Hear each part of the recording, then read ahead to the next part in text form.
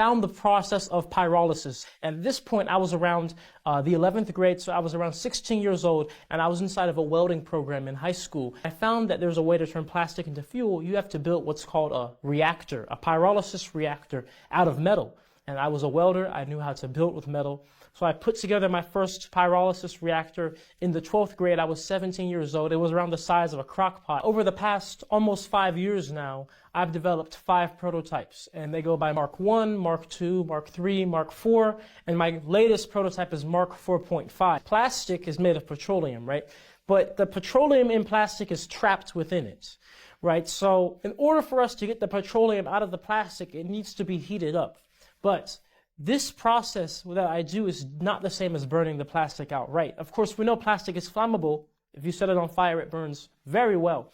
But instead of burning it, the plastic is put inside a chamber. It's shredded and dried and put inside this reactor.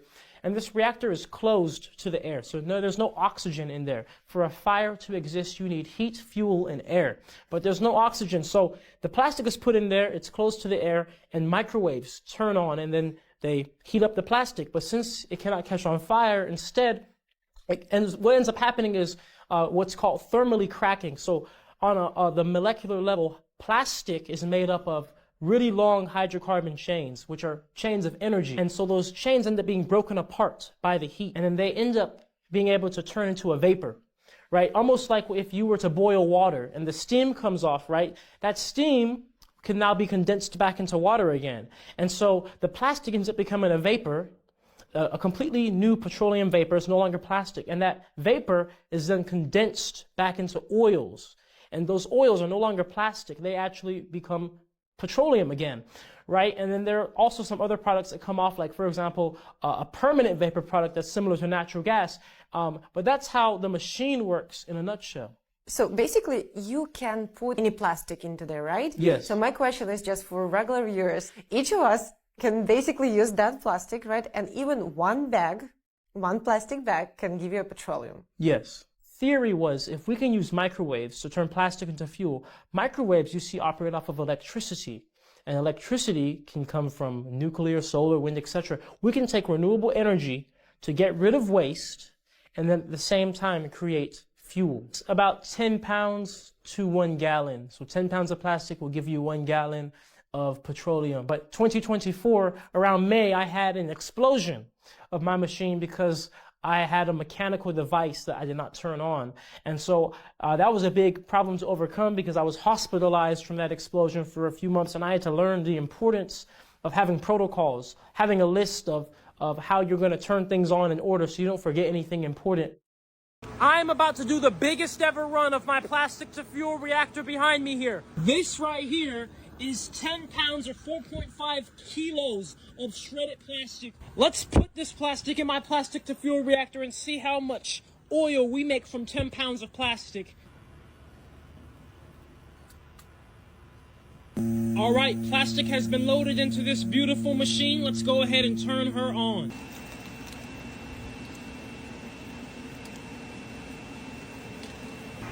With every single thing on this machine, they're pulling 48.4 amps. After the machine has been on for some time, oils fall down the condenser system. We got oil, baby. This here is just some of the oil we got. We consume 30 kilowatt hours over the course of about a 3-hour run. In fact, we got just under 2 liters of fuel. And for reference, 2 liters is enough to fill up this whole thing pretty much. So we definitely have more than enough oil now to start distilling. The distiller is right here, and this distiller will let us turn this into gasoline, diesel, jet fuel, refine it into pure products.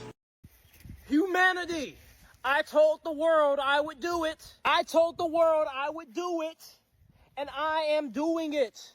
I am on track to build the world's very first solar-powered, continuous, microwave, pyrolysis reactor, and we got all the solar panels. This machine here will take plastic waste and harness the rays of the sun to destroy every trace of plastic and microplastics, while at the same time making fuel that can go in gasoline and diesel engines without modification for a price of less than $1 a gallon, thanks to these solar panels. Not over. I need your help. I need last one of you to help me. We need all the other solar components like batteries, controllers, inverters, cables, and mounts. I need $16,000. We have already raised a third of that. We're at $6,000. Thank you to everybody who has donated so much. And let's get that last $10,000 pushed through so we can get this system up and running ASAP. You can see that I'm in for the work. I'm ready for the hard work, and I've been doing the hard work. And this is really just the beginning. Let's go. So the reactor is near completion. Plastic will be loaded in.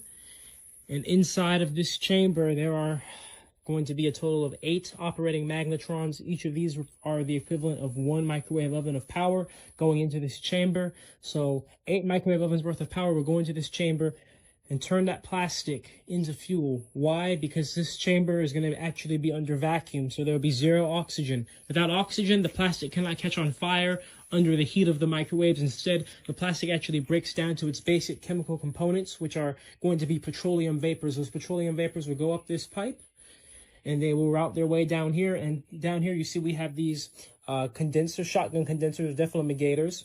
These are high surface area pipes, and these are going to actually cool down that petroleum vapor that has just formed from the plastic and return it into petroleum liquid. And this liquid is no longer plastic. It is a permanent chemical change. This petroleum liquid will come down here and collect into this keg.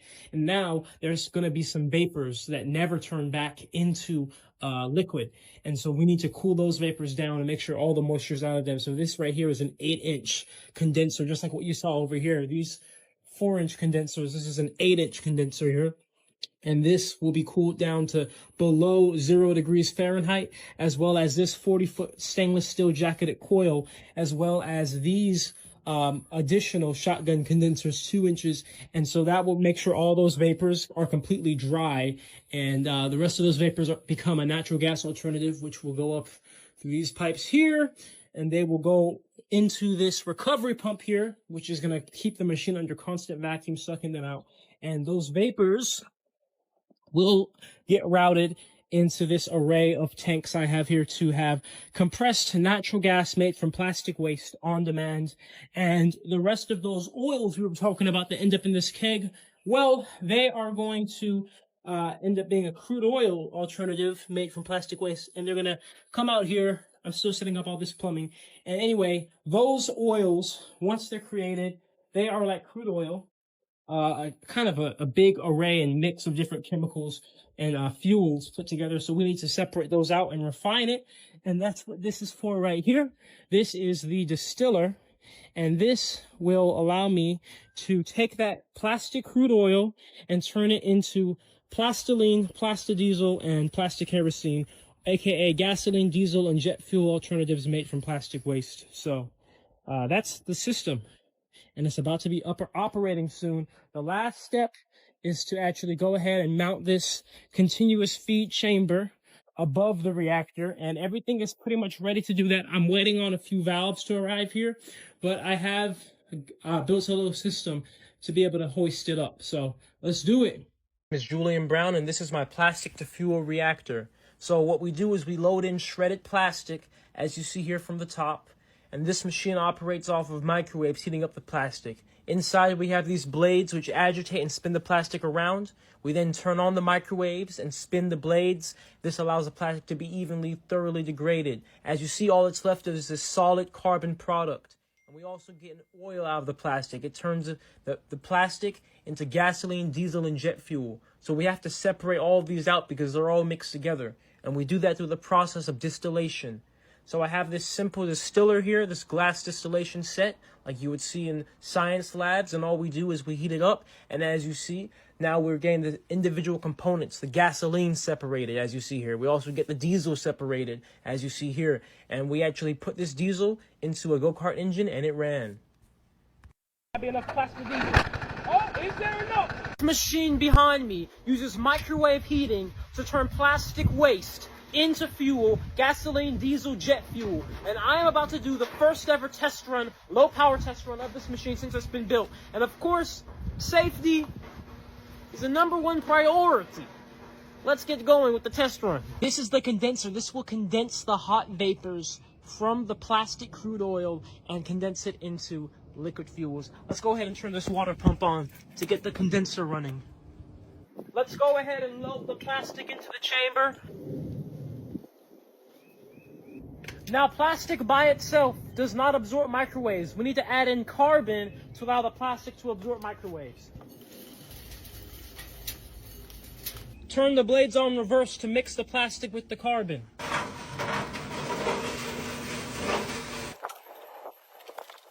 Now we have to push in argon to push out all the oxygen. We can test that all the oxygen is out if the flame gets quenched on the output end. Yep, gets quenched. This is my test bench microwave circuitry setup. Transformer, capacitor, magnetron, fan to cool the magnetron off. Not the safest, but it'll work. After a few minutes, the view glass is starting to get foggy. That lets us know that plastic is being turned into crude oil vapors, and the crude oil vapors are going through the plumbing. We turn the blades while it's on to agitate the plastic on the inside and help it get heated up better. Forward and reverse for the test run. Unfortunately, guys, after it ran for about 15 minutes, the microwave gasket I had blown on us. So what that essentially means is I can't run it anymore because it's now leaking vapors, as you can see.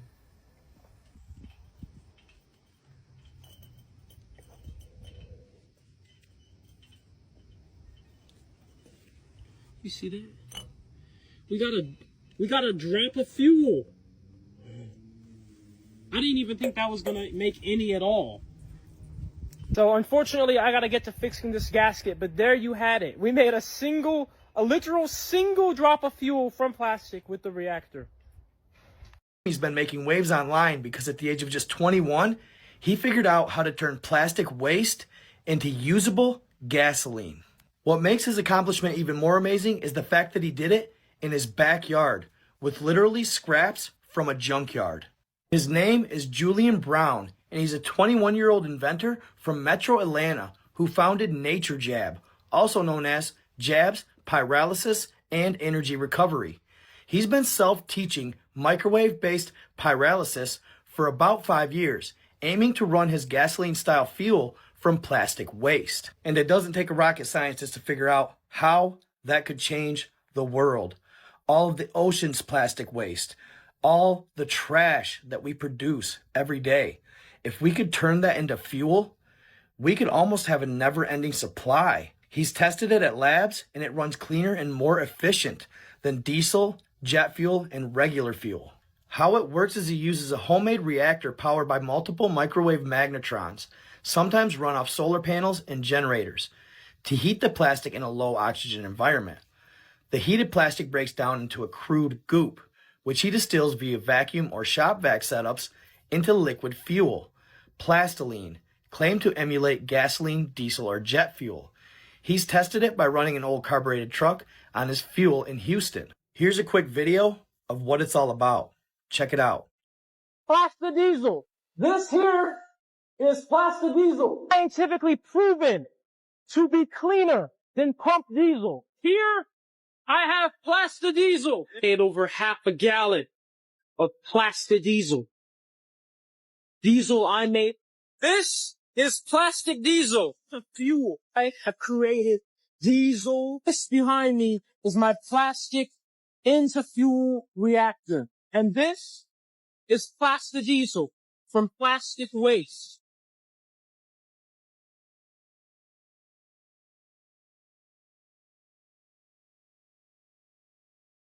Eugene, Oregon.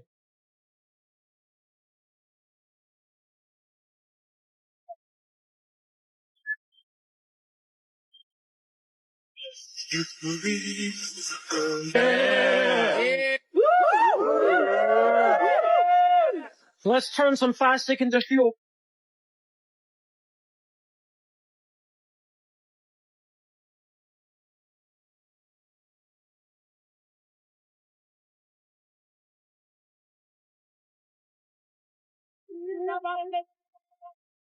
Yeah.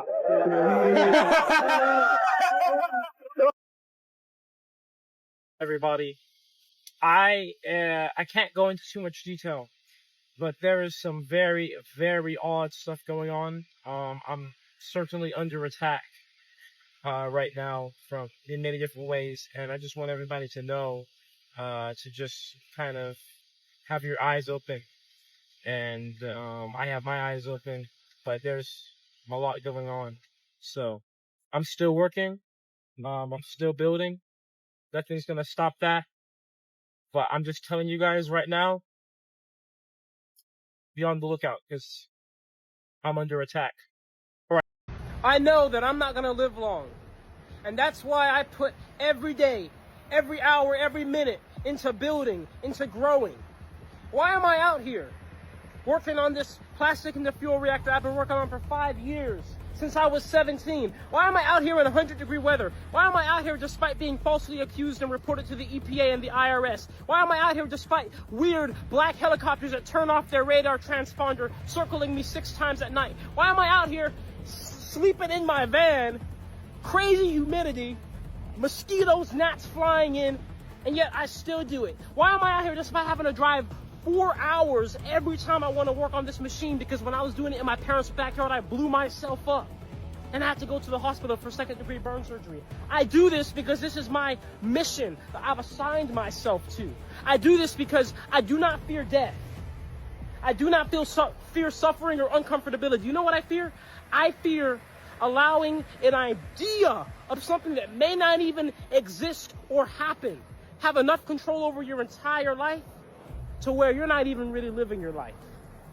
That's the only thing I fear. And thus, I am completely set on what I want to do here, and nothing will steer my course but myself. And I am not a quitter. And now that I've set my mind on this, because I wish to liberate humanity, I wish to liberate humanity from this cycle in which we're bound by waste, in this cycle in which we're bound by division, in this cycle in which we're bound by not knowing ourselves. I wish to free us all from all of this. And now that I'm set on that mission, I'm not giving up. And so it will happen, no matter what. Because you know what? To me, when I'm building something, I expect it to be hard. I expect it to be uncomfortable. I expect it to be difficult. You know why? Because that's the whole point. You have to suffer to grow. You have to feel uncomfortable to attribute value to what you do. So you may see this and you see a piece of metal with certain pieces of metal welded onto it, but I see it for what it really is. I see it because when I see this, I can go back in time to not just putting it together, but the motivation as to why I put it together, the hope, the purpose, the passion, all right here embodied. My soul is within this, just as yours is within anything you do and put your mind to as well.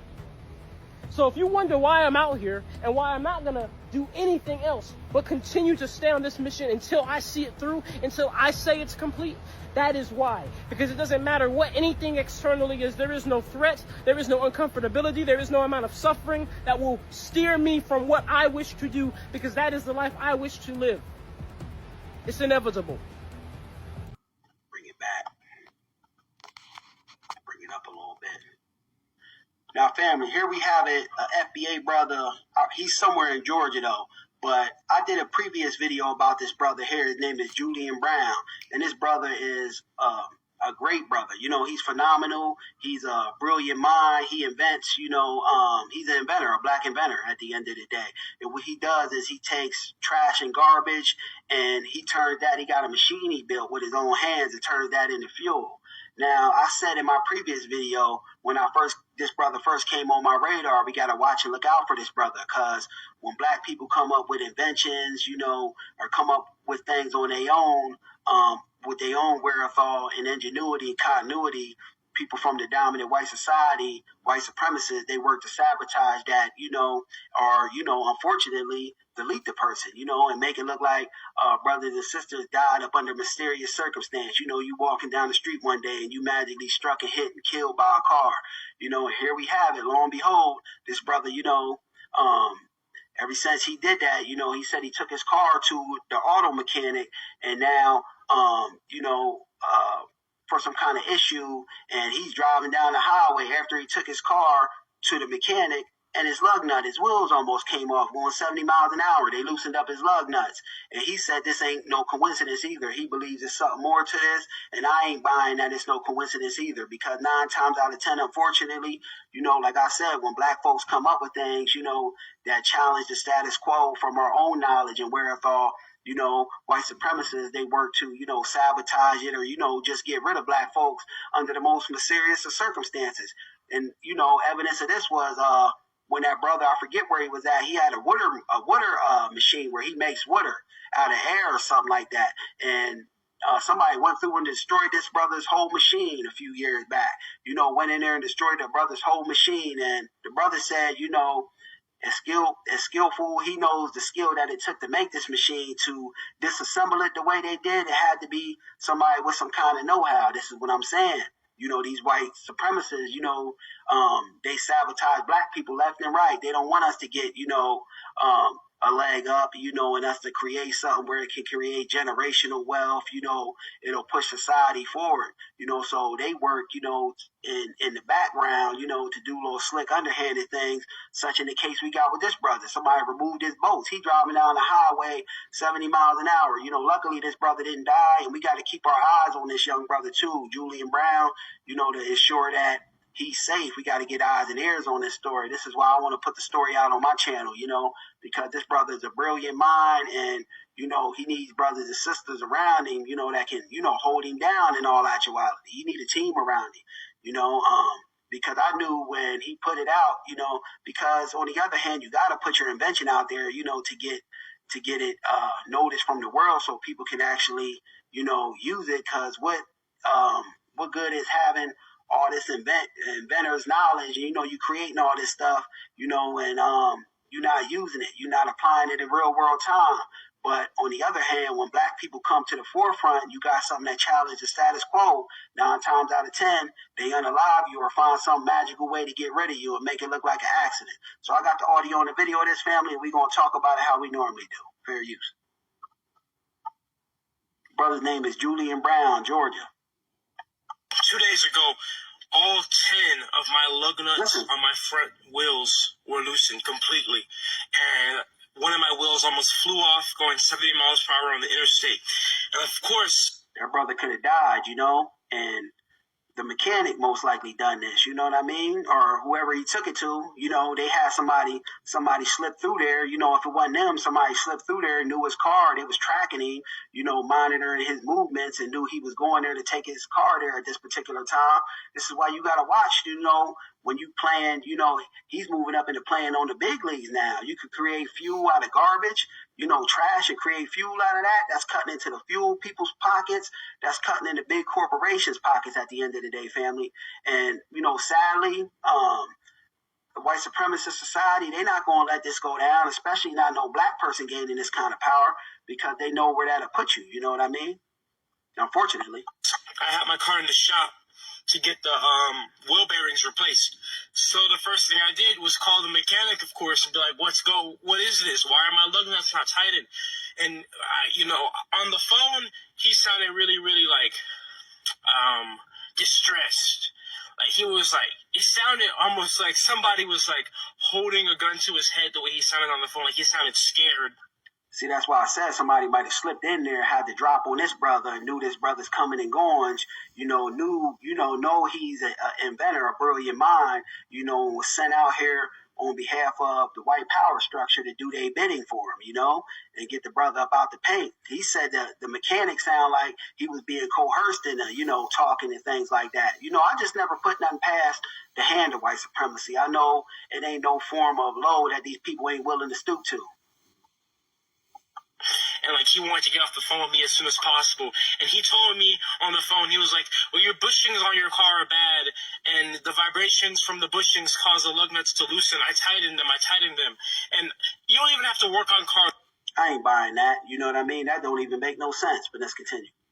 To know that that's absolute BS, right? The bushings, if your lug nuts are, tightened completely, that is not going to affect that at all, your bushings, because my control arms and sway bars and stuff do need to be replaced, but that had nothing to do with the lug nuts coming off. So I don't know, I still to this day don't know if it was him or somebody else, but what I do know is my lug nuts were loosened, and you know for sure this ain't no coincidence. You know, things like this just don't happen. He know he being sabotaged in all actuality. So good that brother knows that in Peep's game, you know, because to be aware is to be alive. And this is why I'm bringing this to the forefront, because we got your back, you know, as an FBA society. We getting ears and eyes, you know, put on this story. So, you know, in all actuality, we ain't gonna let nothing happen to this brother, you know, at the end of the day. But let's continue.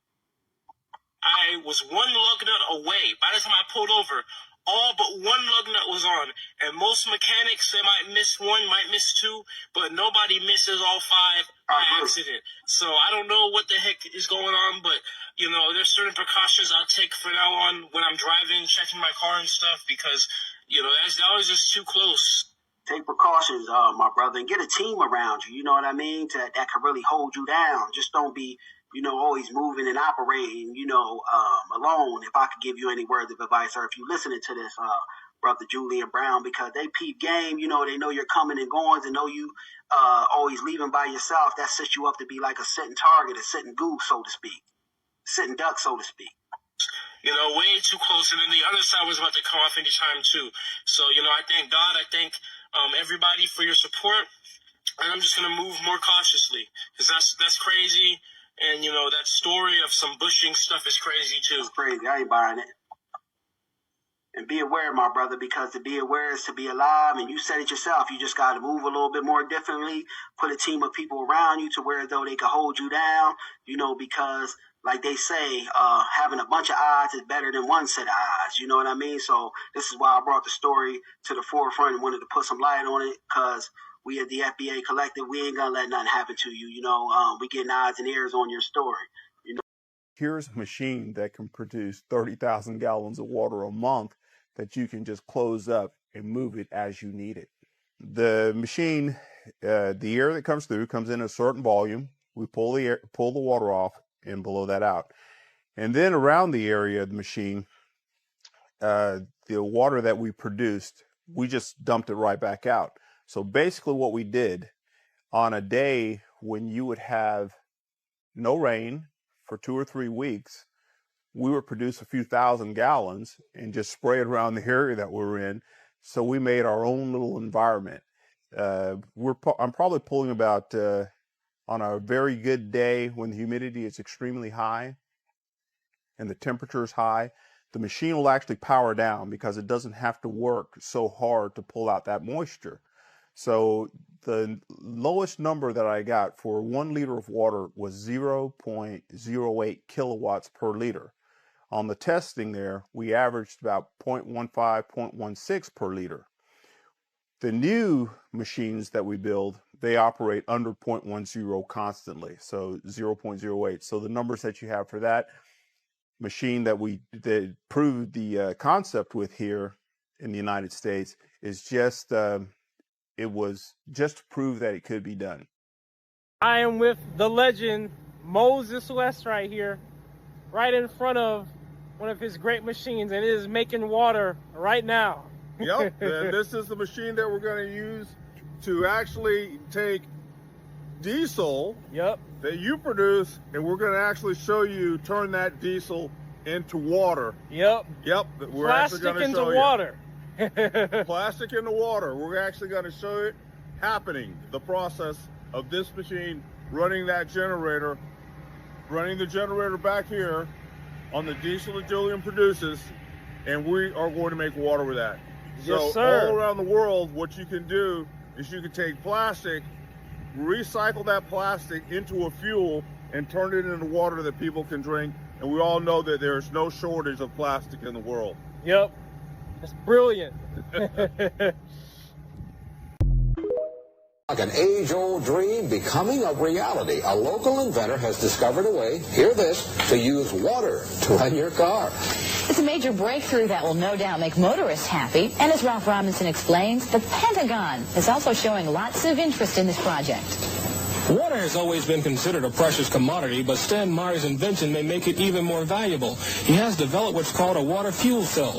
It has taken the place of his old gas tank. The water fuel cell breaks down water molecules into oxygen and hydrogen. The hydrogen is used to run his dune buggy. I don't care if you use rainwater, well water, city water, ocean water. If you don't have any fresh water, go ahead and use snow. If you don't have any snow available to you, they use salt water because there's no adverse effect to the fuel cell. Meyers started working on this project 4 years ago. He's not a scientist. He isn't even a chemist. In fact, he never graduated from college. Meyers was determined, he says, to design something to protect this country from oil embargoes. And we have calculated that if we take the dune buggy from Los Angeles to New York, we would roughly use 22 gallons of water. The Pentagon flew a lieutenant colonel in last week to look at Meyers' invention. There's talk of possibly using it in the Star Wars defense program and to run Army tanks. Meyers is currently perfecting a water fuel cell for cars. It will cost about $1,500. He says it won't need any maintenance, and you won't have to replace it. It'll be at least 2 years before the fuel system goes into mass production. The day it happens will be one the fuel industry hates, but it'll put a smile on the face of those who've had to say at one time or another, fill her up. I'm Ralph Robbins. As you can see, many patents have already been received, and many more are forthcoming. A car that runs on water instead of gasoline. Can it be true? Well, inventor Stanley Meyers made an announcement today in Colorado Springs. He says he's come up with a device that will hook up to any engine and allow it to run on good old H2O. News 13's Kurt Goff tonight on the possible impact of the water fuel cell. Stanley Meyers says the answer to dependence on foreign oil lies all around us, in seawater, tap water, and rainwater. Any kind of H2O, he says, can power just about every type of engine. How? With the water fuel cell. It fits in the palm of his hand, but it could revolutionize the world. You're talking about a pollution-free, totally new source of energy, the voltage disassociation of water. The fuel cell converts water into a gas, hydrogen oxygen, which is released in the form of thermo-explosive energy. So the water fuel injector simply replaces the spark plug. We hook it to a hydrogen computer system which regulates and meters the flow going into the injector. It processes the water in such a way to release its thermal explosive energy. The man who invented an engine that can run on water says he's been offered $1 billion in cash by oil-producing countries to sell his patent. So far, he hasn't sold. Environmental specialist Jan Porter talked to the inventor, who thinks that the U.S. auto industry could produce cars that run on water now if they wanted to. Our industrial base of the world is based on the utilization. Stan Meyers has a car that runs on water, and that's drawing crowds at this year's Extraordinary Science Conference in Colorado Springs. Meyers has developed what is called the water fuel cell injector. The injector breaks down the water molecule into hydrogen and oxygen, and the hydrogen is what powers the car. Basically, all we do is replace the spark plug and replace it with the water fuel cell injectors you see right here. We simply feed ordinary non-processed water or processed water in here, and as the water goes into the injector, it hits a very high pulse voltage frequency, which instantly converts it into thermal explosive energy, and as a result we can run this car down the road on water. Meyers' invention was introduced in Britain earlier this month, and now the Brits have followed him here. We recently took a scientific delegation to witness Stan's work, to really evaluate it, and came back saying this is one of the most important inventions of the century.